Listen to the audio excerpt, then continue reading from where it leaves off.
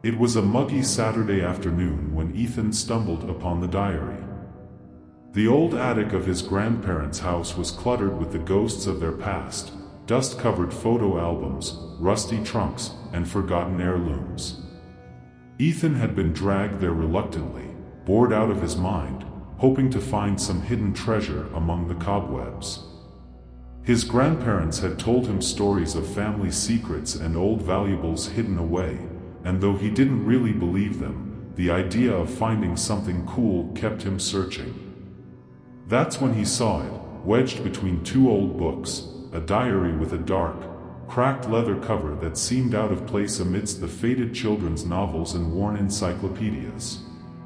The diary was ancient, its pages yellowed and brittle, the leather cover marked with strange, indecipherable symbols. Ethan felt a strange pull towards it, an inexplicable urge to open it and read. He wiped away the dust with the sleeve of his shirt and carefully opened the book. To his surprise, the pages were blank. Disappointed, he tossed it aside, but it landed on the ground with an odd thump, almost like a muffled cry. That should have been his first warning. Curiosity got the better of him, and he picked up the diary again. As he turned the pages, they started to feel warmer, almost like they were alive. He flipped back to the first page and saw fresh ink forming on the paper. The words seemed to materialize before his eyes, slowly at first, then faster, more frantically. The letters were sharp, angry slashes across the page, forming words he didn't understand at first. "Hello, Ethan." His breath caught in his throat, his heart hammering in his chest. How did it know his name? He wanted to believe it was a prank, some trick played by his cousins or even his own mind playing games on him. But the ink was there, glistening, fresh, like it had just been written. His fingers trembled as he flipped to the next page.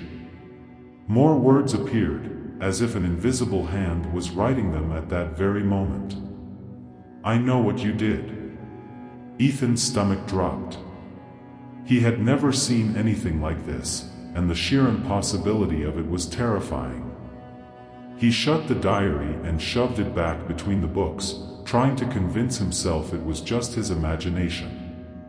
But that night, he couldn't stop thinking about it.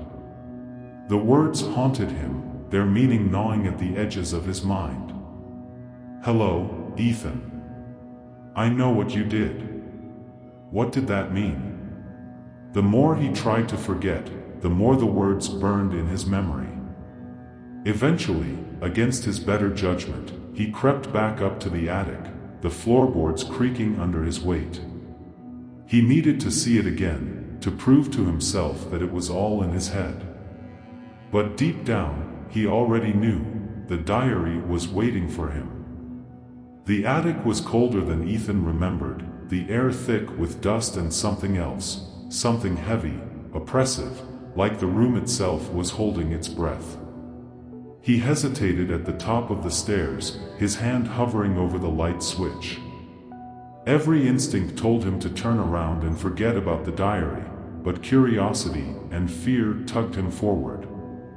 He flicked the light on, and the dim bulb flickered, casting long, distorted shadows that seemed to dance across the walls. The diary was exactly where he left it, wedged between the two old books. He picked it up, feeling its weight in his hands, and slowly opened it again. This time, the pages weren't blank. They were filled with sentences, descriptions of mundane events that seemed oddly familiar. "You will spill orange juice on your shirt." Ethan frowned, flipping to the next page. "Your mother will call you down for dinner. You will trip on the last step." He remembered these things happening just yesterday. A chill ran down his spine as he turned to the next page. It was blank. He waited, holding his breath, and then, slowly, new words started to appear. "You will find your lost watch under your bed tonight." Ethan's heart pounded in his chest. He had lost his watch a week ago, searched his entire room for it, and never found it. He threw the diary back into the stack of books and rushed downstairs to his room, his footsteps echoing in the empty hallway. He dropped to his knees, peering under his bed. There, covered in dust, was his watch. He reached for it, his fingers trembling, and as he pulled it out, he realized the impossible truth: the diary was predicting his future. Panic set in. He could feel his heartbeat in his throat, his breathing rapid and shallow. He didn't know what to do, whom to tell. Who would believe him? He decided to test it, to see how far the diary's knowledge went.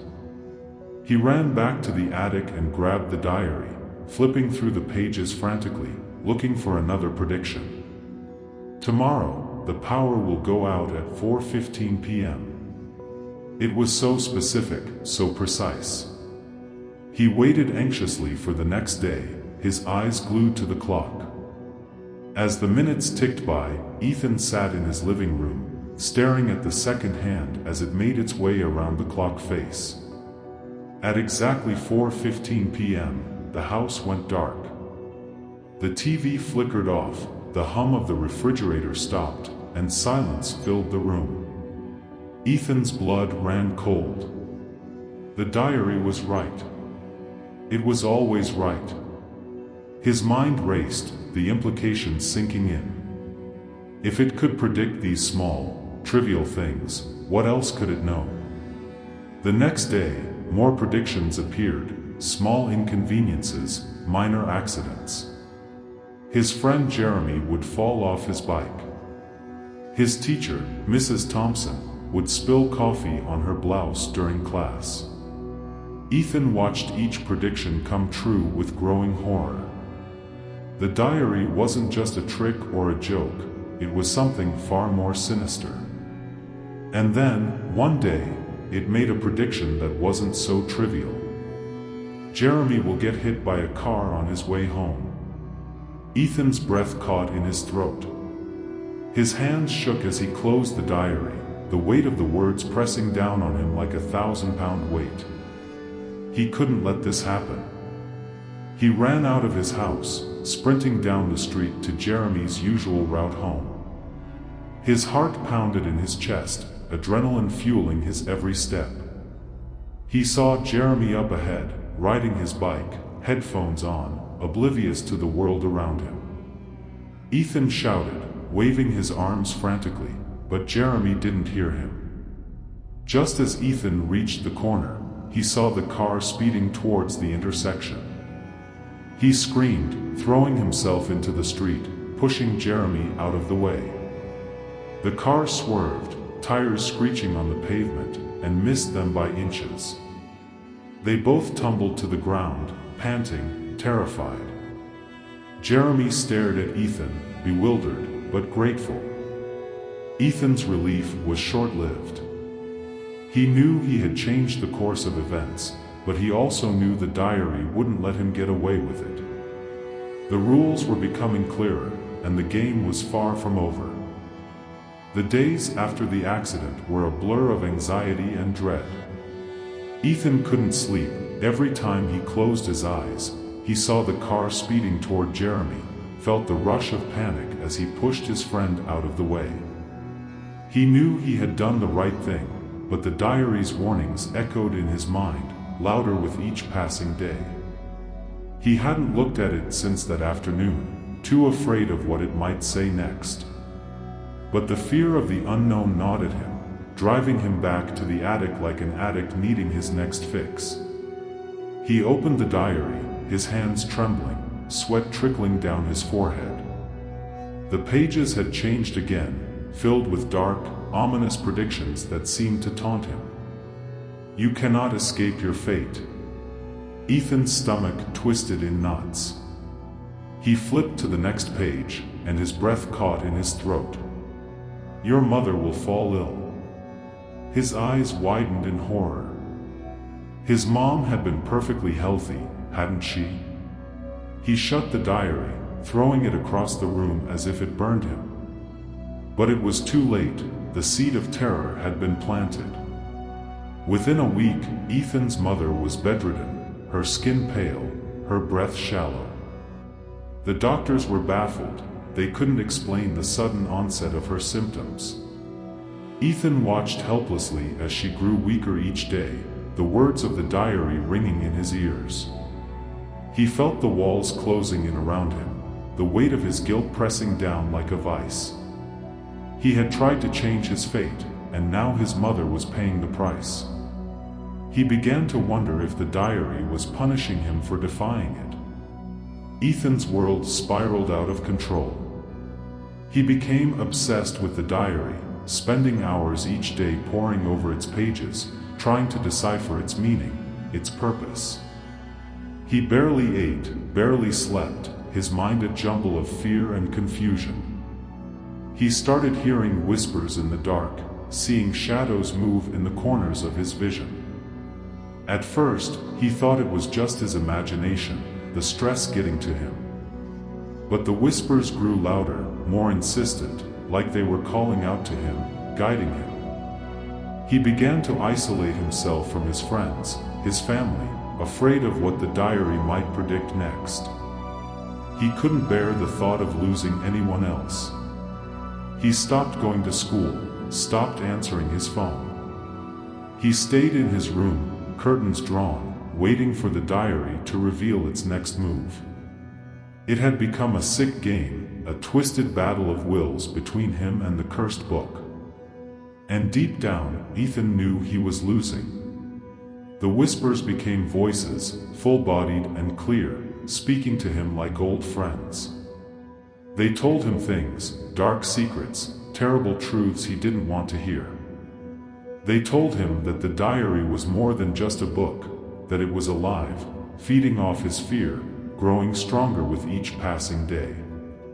They told him that the only way to escape was to surrender, to accept his fate and let the diary take control. Ethan tried to block them out, covering his ears, screaming until his voice was hoarse, but the voices wouldn't stop. They never stopped. His nights were plagued by nightmares, vivid and horrifying. He dreamed of his mother's funeral, of Jeremy lying broken and bleeding on the pavement, of his own death in 1,000 different ways. Each morning, he woke up drenched in sweat, his heart pounding in his chest. He could feel the diary's power growing, tightening its grip on his mind. He knew he was being pulled deeper into its dark web, but he didn't know how to break free. One night, unable to take it anymore, Ethan tried to destroy the diary. He took it to the backyard, doused it in gasoline, and set it on fire. But the flames barely touched it. The leather cover didn't even scorch, the pages didn't curl or blacken. It was as if the fire had no effect, as if the diary was protected by some unseen force. He tried again and again, ripping, tearing, slashing at it with a knife.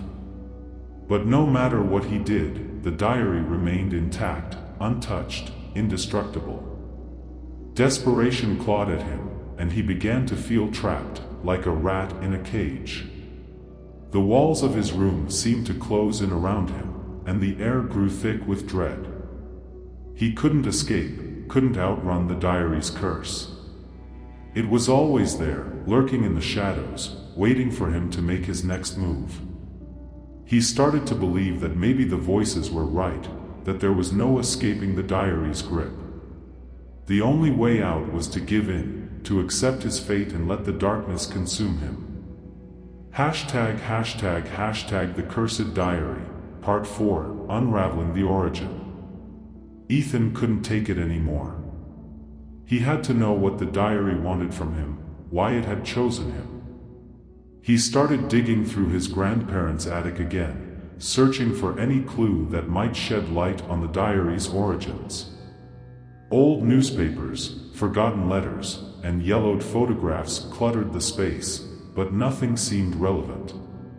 Frustrated and desperate, he turned to the only other person who might have answers, his grandmother. She was sitting in her usual spot in the living room, knitting quietly by the window. Ethan approached her cautiously, holding the diary behind his back. "Grandma, do you know anything about this book?" he asked, his voice trembling. Her eyes widened when she saw the diary, and for a moment, fear flashed across her face. She quickly composed herself, but Ethan had seen it. She knew something. His grandmother took a deep breath, her hands shaking slightly. "That diary belonged to your great-uncle," she said quietly. "He was obsessed with it, just like you are now. It drove him mad, Ethan. He wasn't the same after he found it." Ethan's heart sank. He had never heard of a great-uncle. What happened to him? He pressed, needing to know more. She hesitated, glancing at the diary as if it were a living thing. "He disappeared, Ethan. One day he just vanished. We never found him, but we found that diary in his room, just like you have now." Ethan felt a chill run down his spine. He had always felt like the diary was alive, like it was watching him. His grandmother's words confirmed his worst fears. Did he ever talk about it? Did he ever say where he got it? He asked, hoping for some clue, some piece of the puzzle that would help him understand. She shook her head. "No, he never said where it came from. But I remember he wrote a lot, journals, letters. Maybe there's something there that could help you." He spent the next few days digging through his great-uncle's things, searching for any mention of the diary. His grandmother had kept some of his belongings in an old trunk in the attic, and Ethan tore through it with frantic energy. Finally, he found a stack of old journals, the pages filled with cramped, hurried writing. His great-uncle had documented everything: his descent into madness, his desperate attempts to understand the diary, his growing fear as it predicted darker and darker events. One entry caught Ethan's eye: the diary isn't just predicting events, it's controlling them. "Every time I try to change something, it adapts, shifts course. It wants me to follow its path, to lead me to a specific end. I don't know what it wants, but I can feel it pulling me closer to something terrible." Ethan's hands shook as he read the words. His great-uncle had realized too late what Ethan was just beginning to understand. The diary wasn't just a passive observer, it was an active participant, guiding him toward a fate he couldn't escape. His great-uncle's final entry was short, almost a scrawl. "I think I know what it wants now. I have to go to the old church on Willow Road. I'm scared, but I have no choice. It's the only way to end this." Ethan's mind raced. He knew the old church his great-uncle mentioned. It had been abandoned for years, a crumbling ruin on the edge of town. He had passed it 100 times but never thought much of it. Now, it seemed to hold the key to everything. That night, Ethan decided he had to go. He packed a bag with a flashlight, a knife, and the diary. As he left the house, he felt a strange sense of calm wash over him, like he was finally taking control of his destiny. The streets were dark and empty, the air thick with fog. The old church loomed ahead, its silhouette barely visible in the gloom. He pushed open the creaking door and stepped inside, the floorboards groaning under his weight. Inside, the church was eerily silent, the air stale and cold. Broken pews and shattered stained glass littered the floor, and the altar was covered in dust and cobwebs. Ethan felt a chill run down his spine, but he pressed on, his flashlight beam cutting through the darkness. He moved toward the altar, the diary clutched tightly in his hand. As he approached, the air seemed to grow colder, and the shadows seemed to move, creeping closer to him. He set the diary on the altar and opened it, flipping to the last page. The ink was fresh, the words forming as he watched. "Welcome, Ethan." His heart pounded in his chest, but he didn't move. He knew this was it, the final confrontation. The diary's pages began to turn on their own, faster and faster, the words blurring together into a mass of ink and paper. The room grew darker, the shadows closing in around him. Suddenly, the pages stopped, and a single sentence appeared. "To break the curse, you must do what your great-uncle couldn't." Ethan swallowed hard, his hands shaking. He knew what he had to do. He picked up the knife, his reflection distorted in the blade. He had come too far to turn back now. He had to finish this, for himself, for his mother, for everyone the diary had hurt. He raised the knife, the cold steel biting into his skin, and prepared to do what needed to be done. Ethan's hand trembled as he held the knife over the diary. Every instinct screamed at him to stop, to run, to flee the church and never look back. But something deeper, something more primal, urged him to go on. He knew this was the only way to end the nightmare. With a deep breath, he plunged the knife into the diary's center, expecting resistance, but the blade sank in easily, as if cutting through flesh. A horrific scream filled the air, echoing through the empty church, but it wasn't Ethan's voice. It was deeper, guttural, like the cry of a beast in agony. The diary shuddered violently, its pages flapping wildly like the wings of a trapped bird. Ethan stumbled back, dropping the knife, his heart racing. The air around him grew colder, the shadows on the wall stretching and writhing, as if they were alive. Then, everything went still. The diary lay on the altar, its pages frozen mid-flutter. Ethan dared to take a step closer, his breath visible in the frigid air. He reached out with a shaking hand, his fingers brushing the leather cover. As soon as he touched it, the pages turned on their own again, slower this time, more deliberate. A single line appeared, written in thick, black ink: "You cannot change what is written." Suddenly, the church walls seemed to close in on him, the shadows growing darker, deeper. Ethan tried to move, but his legs felt like lead. He was rooted to the spot, his eyes fixed on the diary. He watched in horror as the ink began to bleed off the page, dripping onto the altar and pooling on the floor. The puddle grew larger, spreading toward his feet, thick and dark as tar. He tried to step back, but his body refused to obey. He was trapped, caught in the diary's grip. The ink continued to spread, crawling up his legs, cold and wet against his skin. He felt a sharp, burning pain where it touched, like acid eating away at his flesh. He screamed, but no sound came out. The ink crept higher, wrapping around his waist, his chest, his throat. He couldn't breathe, couldn't move, couldn't think. His vision blurred, and he felt himself slipping away, sinking into the darkness. Just when he thought he couldn't take any more, the ink stopped. The church was silent again, the air heavy and still. Ethan blinked, gasping for breath, his lungs burning. The ink was gone, the diary closed. He felt a strange sensation in his hand and looked down. The knife was back, clean and untouched, resting in his palm as if it had never left. He realized with dawning horror that the diary wasn't just predicting his fate, it was forcing him to live it. Despair washed over him as he looked around the church. The walls seemed to stretch endlessly, the shadows deep and impenetrable. He was trapped, caught in a cycle he couldn't break.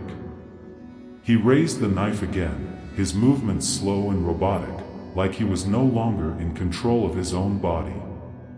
The diary's words echoed in his mind, a twisted mantra: "You cannot change what is written." He knew what he had to do. He had to finish what he started, complete the ritual. He felt the blade press against his skin, cold and sharp. He closed his eyes, tears streaming down his face. He didn't want to die, didn't want to give in, but he had no choice. The diary had chosen him, and there was no escaping its grasp. With a final, desperate cry, he plunged the knife into his chest. Pain exploded through his body, white-hot and blinding. He felt the blade cut through muscle and bone, felt his heart stutter and stop. His vision went dark, his body collapsing onto the cold, stone floor. The last thing he heard was the diary's voice, whispering in his ear, "Welcome home, Ethan." As Ethan's life slipped away, the diary's cover closed one final time. The church fell silent, the shadows receding, the air warming. The diary lay still on the altar, waiting. Its pages were blank once more, ready for the next name to be written, the next story to unfold. Ethan's body lay crumpled on the floor, forgotten, just another victim of the cursed diary, his fate sealed forever. The church doors creaked open, and a cold wind blew through the empty pews. The diary sat patiently, its leather cover gleaming in the dim light, a silent invitation to any who might dare to enter. The curse was far from over. The diary was still hungry, still waiting for the next soul to claim.